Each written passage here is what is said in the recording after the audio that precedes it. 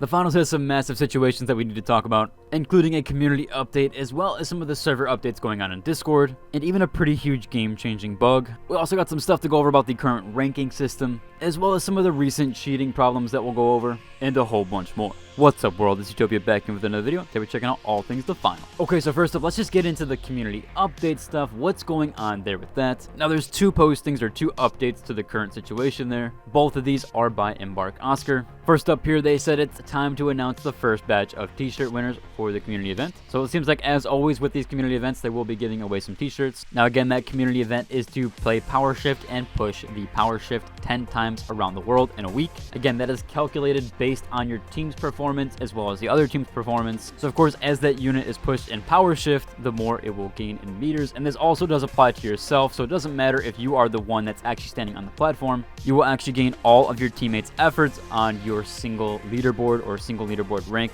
However, this is a cumulative effort, and this will apply to the entire goal itself. Now, as of this time yesterday, it was around 80%ish. However, that has since been updated. Again, they did announce those 5 winners for the t-shirts in that last post. In this second post here, Oscar said time is running out. Now, this is for both the Discord quest as well as the community update. So first up, the community event is also drawing to an end with about 24 hours remaining and 6% left of the goal. However, that is now 5%. Overall, since we gained about 15% in those 24 hours, it looks like we'll more than likely make that 100%. Again, they did announce additional t-shirt winners for those, with that last t-shirt winner being the 8th winner will be announced tomorrow. So again, currently, as of recording this audio, we are at 95%. Again, more than likely with the 12 hours left, we will reach that 100%. And if you're wanting to check your own individual progress on this, I'll leave a link down below to the leaderboard as well as that community event progress, where you can actually see the percentage. So that way you can check on the updates there as well as kind of see your own individual progress. However, also ending tonight, of course, is that Discord skill issue set. Since it's ending tonight, I'm either going to try to get you guys another code today in a pinned comment or in my next video for sure, 100%. So I will be giving away that additional skill issue set code. Again, as of yet, I'm not too sure how I'm going to go about that as of yet, as I've had a few issues with both Gleam giveaways as well as just doing it officially through comment sections, as well as just trying to give that away. Had some issues with Once Human trying to give codes away for that game, and yeah, again, I tried to do a Gleam giveaway before and that kind of went a little haywire. And as I've been asked before, maybe I do finally set up a Discord, although I don't know if I have the kind of audience for that as of yet, or at least the moderation for that especially. Again, I'll figure that all out tonight and I'll let you guys know in a little pinned comment or in my next video. But I do kind of want to try to give those console players a chance to win this, and people that just have GeForce now and cannot play this or cannot get it to track, at least an opportunity to maybe earn a code there. And again, that does end tonight at 11:59 p.m. UTC time, which is a bit earlier for NA people. That's around 8 p.m. EST. So just make note of that, it will be ending a little bit sooner than April 17th. Next up, we do have a massive bug that's happening right now, and this is that you're actually able to trigger mines in spectator mode. I actually had a comment in my previous video point this out, which also became a Reddit thread here, that this needs to be fixed where it can trigger mines by flying around the map as a spectator. So if you just hover over the mine in spectator mode, you can actually trigger the mines. Again, that's pretty game breaking, or at least essentially kind of game altering in that sense. Hopefully this does get fixed with Wednesday's patch, as it seems like we're getting a patch every Wednesday, so seemingly we should get one this Wednesday as well. Also seems like a lot of people have been contacting support, as they do have an auto response here for that. Now someone here did link a video to the actual ticket system, where they said here, as for your video, it is a known issue that the team is currently investigating.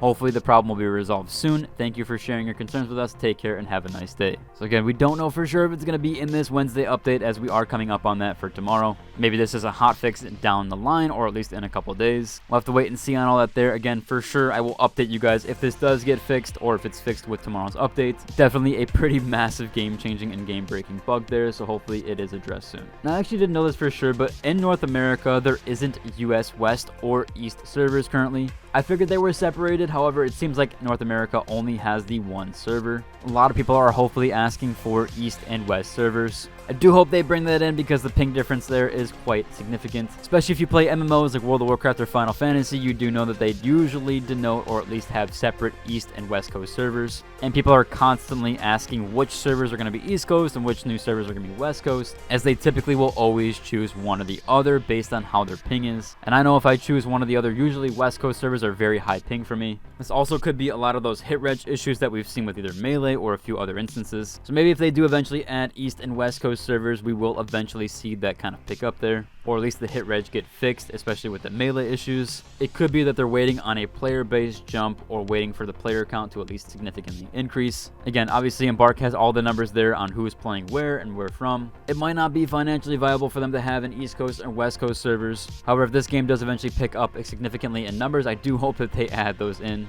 Of course, we do have people asking for Europe West and East as well, and a few other servers that just aren't there as of right now. Our next big topic, a lot of people have wanted me to cover this, the whole cheating problem going on in the finals currently. I try not to cover exploits or cheating too much on this channel, at least as far as everything goes with that there, as I have already covered it in previous videos, and it's just kind of putting more and more pressure on it where it's not really adding to anything. However, since it's such a popular request and people really want me to talk about it, I will bring that up now. From other commenters, it does seem like the finals does have a major cheating problem, at least as far as kind of being more in your face with stuff, especially because people are able to shoot through walls and mesh shields and just being able to shoot in airs and make bullets travel to you wherever they are. This is still a problem in games like Battlefield and Call of Duty, I might add. However, things like Valorant definitely have a more anti-cheat protection there where you can't really do that stuff, at least from what I've seen. So it does seem like Embark does need to put a lot of work in there, getting that bullet detection as well as just cheating detection going on a little bit better, because people are able to modify things that you really shouldn't be able to. Now, Embark does currently have 2 anti-cheats running on this game. They recently added Nexon's anti-cheat to the game,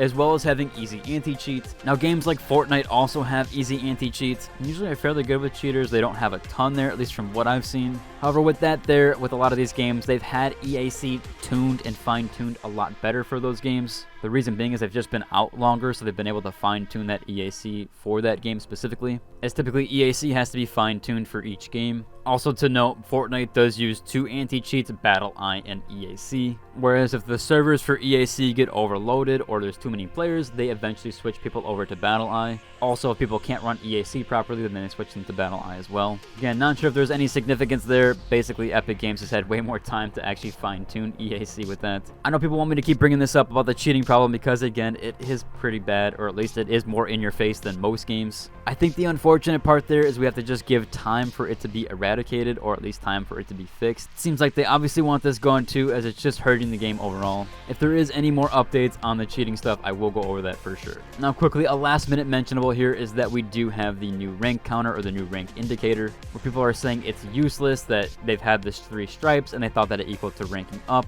However, it seems like those indicator stripes actually don't denote if you're going to rank up. They actually show you how much MMR you got from the previous match. Now again, it's not for sure on everything here. I hope Embark does clarify that a little bit better with their rank stuff. Mostly people just guessing there, and people really want the rank from Season 1 back in. I do think it's a bit of an odd choice here, not showing your MMR, or at least not showing how many points you gained. I hope we get some balance there with that, so hopefully they do fix that rank stuff. And a lot of people are super frustrated with that, and people are kind of giving up on rank, which definitely isn't a good sign. So again, hopefully that issue is fixed as well. Overall, I know this video is kind of like a bit of a downer here, but hopefully we do get some of these major issues fixed in the next coming days and weeks. I'll be sure to keep you guys updated on everything overall. But if you liked today's video, like and subscribe, and until the next one, deuces.